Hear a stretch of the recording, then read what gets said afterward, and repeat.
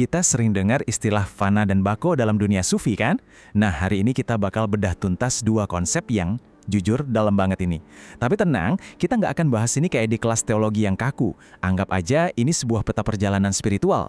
Sebuah perjalanan dari menghilangnya ego menuju kehidupan dalam kesadaran yang sepenuhnya baru. Yuk kita mulai. Nah, ini dia nih. Pertanyaan yang jadi biang kerok banyak sekali salah paham. Menyatu dengan Tuhan. Begitu dengar kata fana, imajinasi kita langsung liar kan. Kita bayangin gitu manusia melebur jadi satu sama Tuhan. Tapi beneran sesimpel itu? Saya jamin jawaban kaum sufi soal ini bakal bikin Anda mikir ulang. Oke, jadi sebelum kita melangkah lebih jauh buat ngerti apa itu fana, kita harus beresin dulu satu hal. Kita bongkar miskonsepsi paling gedenya. Kenapa? Karena ini krusial banget. Ibarat bangun rumah, kalau fondasinya aja udah miring, ya kebayang kan seluruh bangunannya bakal ambruk. Coba deh perhatikan perbedaannya di sini. Jelas banget kan? Di kiri, itu pemahaman yang salah kaprah. Seolah-olah ada dua wujud yang secara fisik nyampur jadi satu. Fana itu sama sekali bukan ini. Ingat, dalam tauhid prinsipnya jelas. Makhluk ya makhluk, pencipta ya pencipta. Gak akan pernah bisa jadi satu. Nah, sekarang lihat yang di kanan. Inilah fana yang sebenarnya. Ini soal pergeseran kesadaran. Mata hati kita itu udah gak lagi fokus ke aku, diriku, tapi cuma melihat cahaya Tuhan sebagai sumber dari segala sumber. Jadi catat ya, ini perubahan cara pandang, bukan perubahan wujud.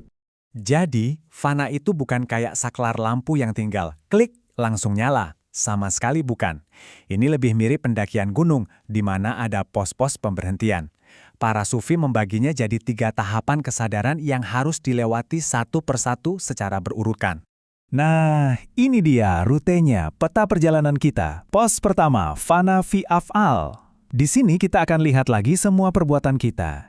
Kalau sudah lewat, kita naik ke pos kedua, fana fi sifat. Ini soal cara kita memandang sifat-sifat baik yang kita punya. Dan puncaknya, tujuan akhir pendakiannya adalah fana fi zat. Disinilah kesadaran akan aku benar-benar sirna di hadapan esensi ilahi.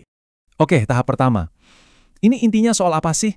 Simpelnya, ini tentang meruntuhkan kesombongan kita atas perbuatan kita sendiri. Seseorang itu mulai sadar banget bahwa setiap gerak-gerik, setiap ide brilian, setiap kesuksesan yang diraih, itu semua pada intinya digerakkan oleh kekuatan Allah. Bukan berarti dia jadi malas-malesan ya, dia tetap berusaha keras. Bedanya, di hatinya udah nggak ada lagi bisikan ini semua karena aku. Ayat ini, wah ini kena banget sih buat ngegambarin fana fi af'al. Sekali lagi, ini bukan berarti usaha kita jadi nggak ada artinya. Sama sekali bukan, tapi ini soal menghapus klaim sombong di baliknya. Coba bayangin deh, kalau kita berhasil, kita nggak lantas mabuk kemenangan. Dan yang lebih penting, kalau kita gagal, kita nggak sampai hancur lebur putus asa. Kenapa? Karena kita sadar sumber kekuatan dan hasil itu bukan dari kantong kita sendiri. Nah, setelah urusan perbuatan beres, kita naik level ke sifat. Di sini kesadarannya makin dalam lagi. Pernah nggak kita bangga karena kita sabar atau bijaksana atau baik hati? Nah, di tahap ini kita sadar kalau semua sifat mulia itu sejatinya bukan milik kita. Itu cuma pantulan dari sifat-sifat Allah yang maha sempurna. Analogi yang pas itu begini, kita ini ibarat cermin. Cermin bisa berkilau terang, tapi cahaya itu bukan dari cerminnya kan? Cahayanya dari matahari. Cerminnya cuma memantulkan. Dan inilah puncaknya. Jujur, ini bagian yang paling susah dijelaskan pakai kata-kata. Kalau di tahap sebelumnya kita ini cermin yang sadar lagi mantulin cahaya, nah di fana fi zat, kesadaran akan si cermin itu sendiri yang hilang, lenyap. Gak ada lagi aku yang merasa, gak ada aku yang punya, gak ada aku yang sampai ke puncak. Yang ada cuma kesadaran akan sang cahaya itu sendiri. Inilah momen di mana ego benar-benar hening total. Eits, tapi tunggu dulu. Perjalanan ini nggak selamanya mulus. Ada bahayanya, ada jebakannya. Ibarat mendaki gunung tadi, makin tinggi puncaknya, makin tipis udaranya, makin besar juga risiko buat terpeleset. Apalagi kalau nekat jalan sendirian tanpa pemandu. Nah, disinilah kuncinya. Pengalaman spiritual yang sejati itu nggak akan pernah bikin kita jadi ngawur. Para ulama besar kayak Imam Al-Ghazali udah ngasih pagar pengamannya, yaitu syariat. Anggap aja syariat itu kompas kita di tengah lautan pengalaman batin yang dahsyat. Ma'rifat atau pemahaman spiritual yang benar, itu justru akan bikin kita makin taat sama kompas itu, bukan malah buang kompasnya. Jadi kalau ada pengalaman spiritual yang malah nyuruh kita nabrak aturan Tuhan, hati-hati, itu bukan fana, itu cuma halusinasi. Banyak yang ngira perjalanannya selesai di fana. Padahal, Fana itu baru setengah jalan. Itu bukan garis finish. Justru setelah lenyap, ada proses kembali. Kembali dengan kesadaran yang total baru. Dan inilah yang kita sebut baka. Gampangnya gini, fana itu ibarat ego kita yang rontok ya daun di musim gugur, lalu jadi tanah. Tapi kan ceritanya nggak berhenti di situ. Dari tanah yang subur itu, muncullah tunas baru. Itulah bako. Jadi, bako ini bukan berarti mundur lagi, tapi justru inilah buah dari perjalanan fana. Orang tuh kembali ke dunia, tapi dengan kacamata dan hati yang sama sekali berbeda. Penting banget buat dicatat, baka itu bukan berarti orangnya jadi ngawang terus, kayak lagi mabuk spiritual gitu.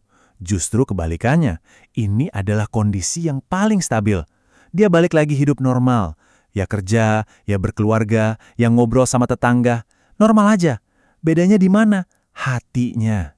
Hatinya itu udah berlabuh, udah mantap dalam kesadaran bahwa dia cuma seorang hamba. Dia hidup di tengah-tengah dunia, tapi dunia nggak lagi bisa menggenggam hatinya. Oke, dan sekarang kita sampai di bagian akhir. Di sebuah kesimpulan yang menurut saya paling indah sekaligus paling paradoks dari semua ini. Siap? Ini dia paradoksnya. Logika umum kan bilang, kalau mau menemukan jati diri, kita harus bangun ego yang kuat, yang hebat. Tapi jalan sufi ini justru membaliknya 180 derajat. Realisasi diri yang sejati itu justru ditemukan ketika kita berhasil menghilangkan si ego. Aneh kan? Tapi coba renungkan, semakin kecil porsi aku dalam kesadaran kita, ternyata semakin penuh dan utuh kehadiran kita dalam menjalani hidup ini. Sebagai penutup, saya mau tinggalin satu pertanyaan buat kita renungkan sama-sama. Kalau ternyata puncak spiritualitas itu bukan jadi orang hebat atau jadi seseorang, tapi justru menjadi hamba yang paling sejati. Kira-kira gimana ya dampaknya ke cara kita memandang ambisi kita, kesuksesan kita, bahkan kegagalan kita sehari-hari? Coba direnungkan. Terima kasih sudah menyimak.